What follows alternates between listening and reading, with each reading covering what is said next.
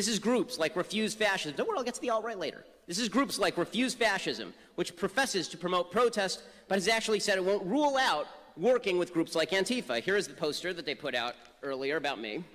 I don't know who designs their posters, but guys, this is too many words. Just bad logo and bad imagery, just poorly done.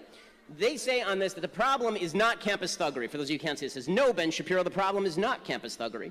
The problem is fascist intellectual thuggery in the service of the Trump-Pence fascist regime.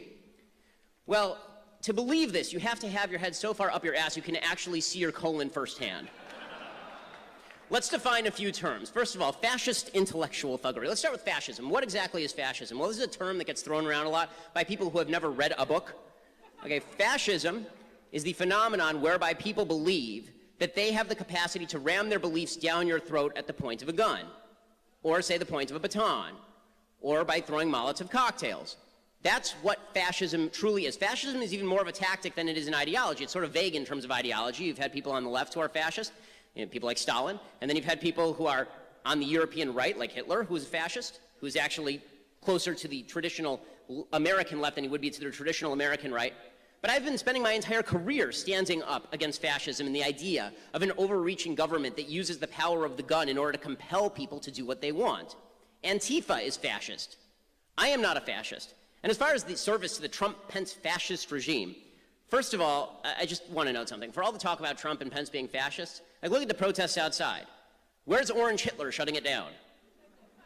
Right? He's nowhere to be found. This idea that we're living in a fascist country, we're actually living under a relatively ineffectual regime, a relatively ineffectual administration, if anything, but the idea that we're living in some sort of fascist dystopia is utterly absurd.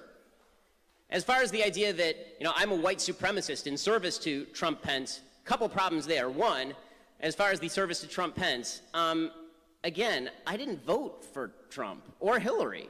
I didn't vote for either of them, actually. So this idea that I am somehow a servant of Trump is absurd and requires you to be functionally illiterate. As far as the idea I'm a white supremacist, you see the thing on the top of my head, right? This funny hat. It's called a yarmulke.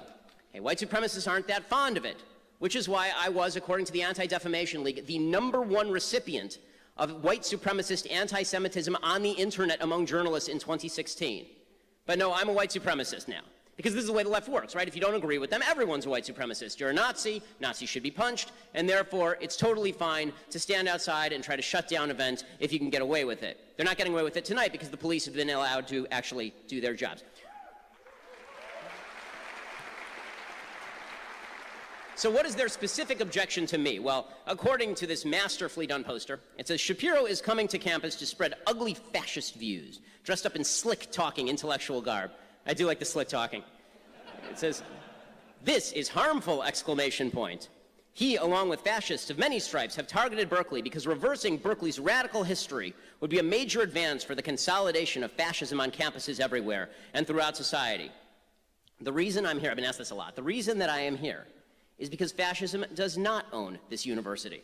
Because there are students who do want to hear differing views, who don't want to be told that they can only hear one view, who don't believe that the First Amendment should die under the jackboots and Birkenstocks of a bunch of anarchist communist pieces of garbage.